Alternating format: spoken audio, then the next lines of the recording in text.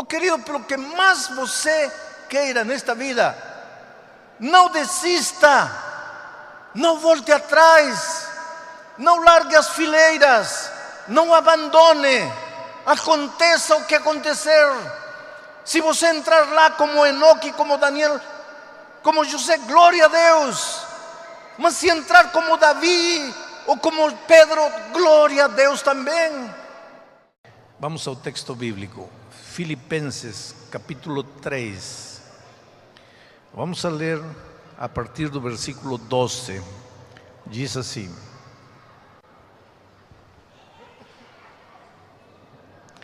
não que eu o tenha já recebido, ou tenha já obtido a perfeição, mas prossigo para conquistar aquilo para o que também fui conquistado por Cristo Jesus. Irmãos, quanto a mim, não julgo havê-lo alcançado, mas uma coisa faço, esquecendo-me das coisas que para trás ficam e avançando para as que diante de mim estão, prossigo para o alvo, para o prêmio da soberana vocação de Deus em Cristo Jesus. E o versículo 15 diz: todos, pois, que já somos perfeitos, tenhamos este sentimento. Uma leitura simples do texto que acabo de ler não ajuda muito, mas eu quero que vocês pensem, porque entre os versos 12 até o verso 15, Paulo está apresentando uma aparente incoerência. Veja, nos versos 12, 13 e 14, ele diz assim: Paulo, o grande Paulo, o gigante Paulo, quem não gostaria de ser como Paulo? Um exemplo para todo cristão, um grande evangelista, fundador de igrejas. Paulo conheceu Jesus quando estava caminhando para Damasco, perseguindo cristãos, encontrou-se com Jesus, rendeu-se a Jesus, entregou-se a Jesus. Esse gigante Paulo diz, nos versos 12, 13 e 14, diz: irmãos, eu ainda não sou perfeito, eu estou caminhando, eu estou indo, mas a perfeição ainda está longe de mim, mas eu prossigo, eu avanço, eu não fico parado, eu continuo, mas ainda não sou perfeito. Agora no verso 15 diz: pois então, todos nós que já somos perfeitos. Aí se Paulo estivesse vivo hoje, eu lhe perguntaria: Paulo, você tem que se definir, porque nos versos 11, 12, 13, 14, você diz, ainda não sou perfeito, e no verso 15 você diz, já sou perfeito. Bom, decida-se, você já é perfeito ou ainda não é perfeito? E Paulo responderia: eu já sou perfeito, mas ainda não sou perfeito. E aí nos deixa todos confusos. Então a pergunta que nós precisamos responder esta noite é: enquanto nós vivermos nesta terra, pode alguém ser perfeito? Podemos alcançar a perfeição nesta terra? Alguns cristãos acham que sim. E para isso pegam os versos 12, 13, 14 e não, alguns cristãos acham que não. E para isso pegam os versos 12, 13, 14 e dizem assim: aqui Paulo está claro, está dizendo que ele ainda não é perfeito, que ele prossegue para o alvo, para ver se um dia alcança a perfeição. Ora, se Paulo não era perfeito, como é que nós podemos dizer que somos perfeitos? Mas outros que acham que nesta terra sim se pode ser perfeito, pegam o verso 15 e dizem: aqui Paulo está sendo claro, ele diz que sim se pode ser perfeito. Então é lhes faço esta noite a pergunta: nesta terra podemos ser perfeitos, sim ou não? Isto é chave, isto é chave. Porque se você acha que não se pode ser perfeito nesta terra, corre o perigo de cair na mediocridade, no conformismo, no cinismo espiritual. Vive pecando, vive caindo, vive fracassando e depois se desculpa e diz assim: "Pois, nem Paulo era perfeito, quem sou eu para ser perfeito?" Você vê que é perigoso. Mas por outro lado, se você acha que nesta terra sim se pode ser perfeito, vai viver angustiado, porque por mais que tenta a perfeição, não alcança. Por mais que luta, não consegue. E aí vai entrar em desespero. E aí vai achar que a melhor coisa é ir embora da igreja, porque ninguém pode ser perfeito. Portanto, esta pergunta, se nesta terra podemos ou não podemos ser perfeitos, é chave. E esta noite precisamos esclarecer este assunto. Pode-se alcançar a perfeição nesta terra? Sim ou não? E eu lhes respondo: sim e não. Então, estamos igual. Eu vou lhes contar uma experiência para vocês entenderem o que Paulo está dizendo. Muitos de vocês sabem que nos primeiros anos de meu ministério eu fui missionário na Amazônia, entre os índios da tribo Campa. Eu morei 3 anos entre eles, na selva, caminhando pelas trilhas, pela mata, pelo rio, evangelizando. Foram anos lindos na minha experiência, 3 anos convivendo com eles. Aprendi até a falar a língua deles, pregava para eles na língua deles, traduzia alguns hinos que nós cantamos para eles. Foram anos maravilhosos. A minha esposa ficou grávida quando estávamos na Amazônia. Agora, para vocês terem ideia de como era para chegar ao meu distrito de trabalho, vou lhes explicar. A gente pegava um ônibus da capital, de Lima, e viajava 12 horas até uma cidade chamada La Merced. Aí já não havia mais ônibus. Aí a gente pegava um pau de arara, daqueles caminhões que você segura um pau e vai. E aí viajamos mais 6, 7 horas de pau de arara em estrada de terra.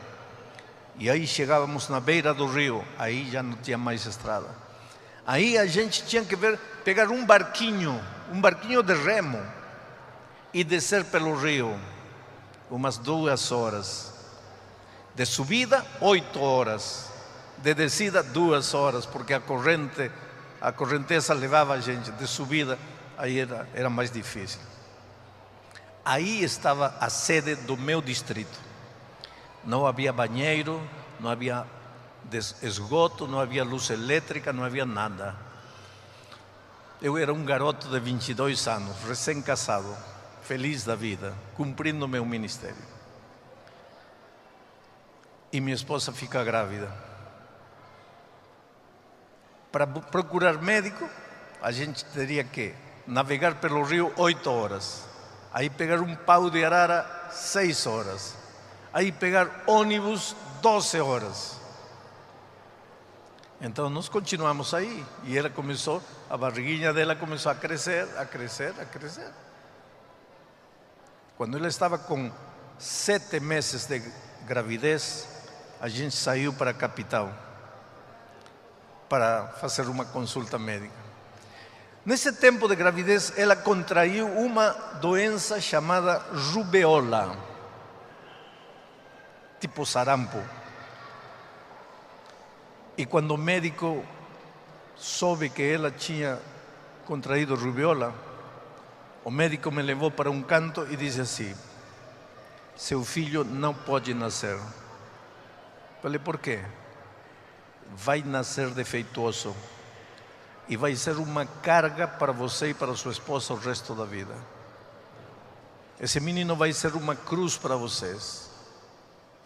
Vamos interromper essa gravidez. Mas 6 meses de gravidez, 7 meses de gravidez. Eu falei, não, eu acho que minha esposa não vai aceitar. Quando falamos para ela, ela imediatamente, instintivamente segurou sua barriga e disse, não, meu filho vai nascer. O médico disse, eu acho que a senhora não entendeu. Eu acho que toda mãe tem direito de sonhar com um filho, só que seu filho não vai sair normal. Seu filho vai sair defeituoso. Agora, eu estou falando de quase 40 anos atrás, quando não haviam os exames de hoje, quando não havia a tecnologia de hoje, porque hoje, 15 dias depois de grávida, a mãe já sabe se vai ser menino, se vai ser menina. Hoje a tecnologia mudou, estou falando de 40 anos atrás. E eu segurei a mão de minha esposa e disse, filha, eu estou a teu lado. Se você quiser que nosso filho nasça, ele vai nascer. E seja como for, a gente vai cuidar dele. E aí passaram meses de expectativa, não? De sofrimento, de oração, clamando a Deus, Senhor. Eu falava a Deus, Senhor, que culpa temos nós? Eu estava trabalhando para ti lá. Lá não havia médico, não havia nada. Faz um milagre pela gente. Queremos ter um filho, sim, mas um filho para a glória de teu nome, um filho que te sirva, não? Agora, tua vontade é soberana, tu sabes o que podes fazer com a gente. E chegou o momento de nascer. Fizeram uma cesariana na minha esposa. Colocaram anestesia, a criança nasceu. Eu lembro que quando ela começou a voltar da anestesia, começou a acordar, nem olhou para mim, olhou para o médico. E a primeira pergunta que ela fez foi, doutor, meu filho está perfeito? E o médico disse assim, senhora, seu filho, graças a Deus, está perfeito. Agora, eu nunca entendi ao médico, porque meu filho não tinha dente, não tinha cabelo, não andava, não falava, inchado o rosto assim, 9 meses no líquido aí dentro da mãe. Horrível, assim, inchado. E o médico disse, está perfeito. Como perfeito? Agora eu pergunto para vocês, estava perfeito ou não estava perfeito? Estava perfeito, mas não estava perfeito. Mas como? Agora que você vai entender o conceito bíblico da perfeição. Meu filho estava perfeito para ser um nenê recém-nascido, mas não estava perfeito comparado com um adulto de 25 anos. Aí não estava perfeito. Mas vamos dizer que passassem 5 anos. Agora meu garoto tinha 5 anos. Continuava deitado na cama, sem dente, sem cabelo, sem se mexer, sujando a fralda. Estava perfeito? Já não estava perfeito. Mas como é que 5 anos atrás estava perfeito, no mesmo estado, e 5 anos depois, no mesmo estado, já não está perfeito? Isso é interessante para pensar. Mas vamos dizer que agora meu filho está com 8 anos. Correndo, arrancando as mangas da chácara do vizinho, jogando pedra na vidraça do vizinho, tocando o timbre, a campainha do vizinho e correndo, amarrando lata no rabo do gato. Está perfeito ou não está perfeito? Perfeitíssimo. Queridos, eu sempre digo, deixa teu filho ser filho, deixa tua criança ser criança. Às vezes os pais Queremos que a criança viva a vida de adulto. Deixa a criança ser criança. Deixa quebrar a perna. Deixa. Isso é parte da vida. Vai contar o quê quando for velho? Deixa a tua criança ser criança. Não coloca na criança responsabilidades de adulto. Mas vamos dizer que passa o tempo. Meu filho está agora com 25 anos. Continua quebrando a vidraça do vizinho, continua roubando manga da chácara do vizinho, continua amarrando lata no rabo do gato. Está perfeito ou não está perfeito? Não, já não está perfeito, já está doido. Agora, o que estou querendo dizer? A perfeição, querido, não é um lugar aonde você chega. Perfeição é um processo. É um processo.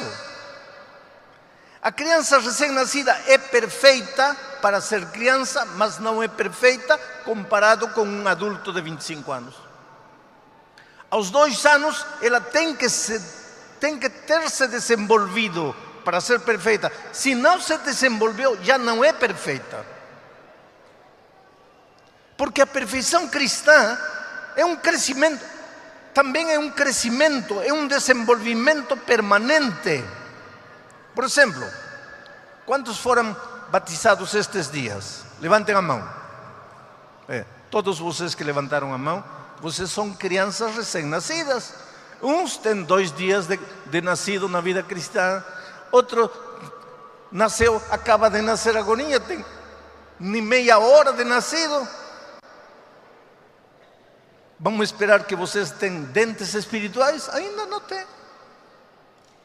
Vamos esperar que vocês caminhem? Não. São crianças recém-nascidas. Agora, quantos anos de cristianismo eu tenho? A vida toda. Sabe qual é a tragédia dos cristãos? É que vocês, recém-nascidos, podem olhar para mim e dizer assim: como o pastor Bulhão eu nunca vou chegar a ser. Como nunca? Vai, mas vai ter que passar 66 anos para ser como eu. Porque eu tenho 66 anos de carreira cristã. A outra tragédia é que eu olhe para você e diga assim: se esse já é cristão, então eu já. Não. Na vida cristã, ninguém pode se comparar com ninguém. Todos temos que ter os olhos cravados em Jesus. Ele é nosso exemplo. Nós caminhamos para imitar a Jesus, para chegar à perfeição de Jesus.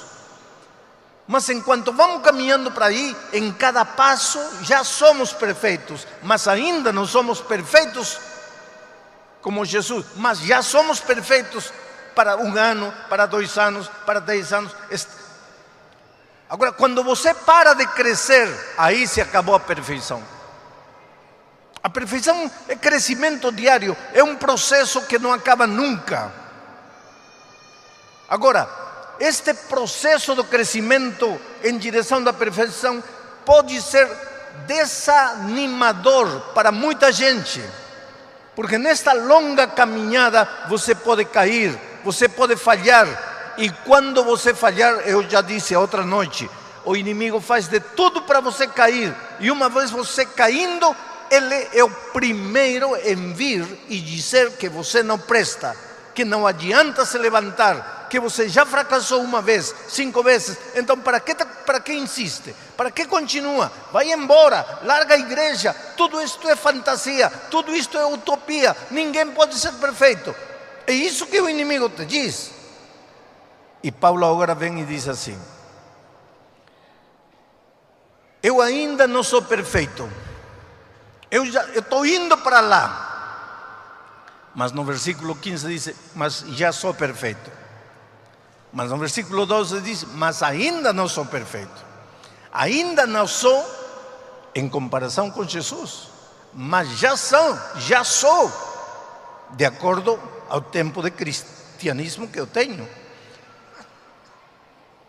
E Paulo diz: mas uma coisa faço. E aqui está o secreto para uma vida cristã vitoriosa. Uma coisa faço. Primeiro, esqueço-me de tudo que fica para trás e olho para Cristo Jesus e prossigo. Essa palavra prosseguir no grego, porque Paulo escreveu a epístola em grego, é a palavra lambanó.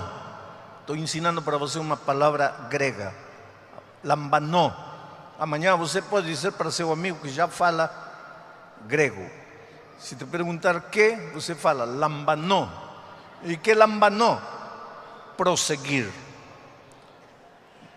Mas que é prosseguir? Que é lambanó em grego? Que significa? Lambanó em grego é prosseguir a pesar de. A pesar de quê? A pesar das minhas quedas, a pesar dos meus escorregões, a pesar de que meus pés estão sangrando, a pesar de que estou cansado, a pesar de que estou desanimado, a pesar de que às vezes não tenho vontade, prosseguir a pesar de. Porque a vida cristã não é fácil. Não pense que este sentimento, você se acaba de batizar, este sentimento maravilhoso de exuberância, de plenitude, todos os dias vai ser a mesma coisa. Não vai ser, não. Porque você é ser humano.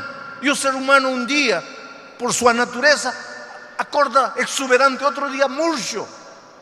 Mas prossegue, apesar de. Se cair uma vez, levanta e prossegue. Cair 2 vezes, levanta e prossegue. Cair 50.000 vezes, levanta e prossegue. Já repeti e vou falar de novo. Ninguém vai se perder porque alguma vez caiu. Os céus não são para aqueles que nunca caíram, porque talvez se fosse para os que nunca caíram, talvez ninguém de nós estaria lá. O céu é para aqueles que, mesmo tendo caído, acreditaram em Jesus, se levantaram e continuaram caminhando. Vida cristã é lambanar, prosseguir, apesar de, prosseguir, não desanimar, não parar, não cair, não largar a igreja, não abandonar a fé, prosseguir, apesar de. Na Bíblia, eu encontro 2 tipos de personagens. Personagens como Enoque. Enoque foi um homem santo. A biografia dele é a biografia mais curta. Enoque é o homem que mais anos viveu. Não é Matusalém, porque Matusalém viveu 969 anos e morreu. Enoque nunca morreu, continua vivo. Portanto, o homem mais velho é Enoque, porque ele nunca morreu. Por quê? Porque um dia Deus o levou vivo. Ele não conheceu a morte. E se Deus decide levar alguém com ele, deve ser porque esse homem é muito bom. Deve ser porque esse homem vivia nos caminhos de Deus. Então, para mim, Enoque é um exemplo. O exemplo do homem que nunca caiu. Outro homem que eu admiro muito é José. Que José, não? Que maravilhoso aquele homem. Foi tentado, mas não caiu. Eu admiro tanto José que eu coloquei a meu primeiro filho de nome José. A vida de José é uma inspiração. Meu filho, já adulto, caiu. E caiu feio. Caiu feio. E 1 ano depois, eu entrei no tanque do batismo para batizar meu filho de novo. E antes de entrar no tanque, ele me abraçou e disse: pai, eu acho que você tem que me mudar de nome. Eu não posso me chamar mais José.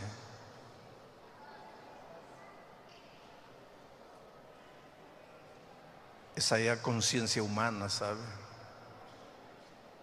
E eu disse para ele: filho, quando você sair da água, você está nascendo de novo. E teu nome novo vai ser José. Eu admiro José. Enoque, José, Daniel, que tremendo Daniel. Ameaçaram com matar ele se orava, continua orando. Tremendo Daniel. Mas na Bíblia também encontramos histórias como a de Davi.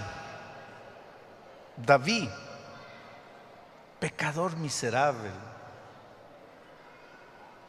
roubou a esposa do general e, para que ninguém descobrisse o delito, mandou matar o general. Quer dizer, adultério e assassinato, intriga política, mentira, abuso de poder, um coquetel de pecados. Mas se arrependeu. Encontramos história como de Pedro. Conviveu corpo a corpo com Jesus, cara a cara com Jesus 3 anos, e na hora H amaldiçoou e traiu seu mestre. Que você e eu traiamos Jesus, que nunca vimos ele corporalmente, poderia ter alguma justificativa, mas ele que viveu cara a cara com Jesus, traí-lo, mas se arrependeu. Agora, o interessante de tudo isto é que quando entrarmos pelas portas dos céus, estaremos lá. Enoque merece, José merece, Daniel merece, e do outro lado está aí Davi, Pedro. Eles também estarão no reino dos céus. Não porque pecaram, querido, cuidado, eles não estarão porque caíram, porque cair não é virtude. Eles estarão lá porque, mesmo tendo caído, se levantaram e continuaram. Oh, querido, pelo que mais você queira nesta vida, não desista. Não volte atrás, não largue as fileiras, não abandone, aconteça o que acontecer. Se você entrar lá como Enoque, como Daniel, como José, glória a Deus. Mas se entrar como Davi ou como Pedro, glória a Deus também. É o que eu digo todo dia a meu Senhor Jesus: Senhor, eu gostaria de ser como Daniel, como Enoque, como José, mas se não conseguir, mas pelo menos deixa-me ser como Davi ou como Pedro.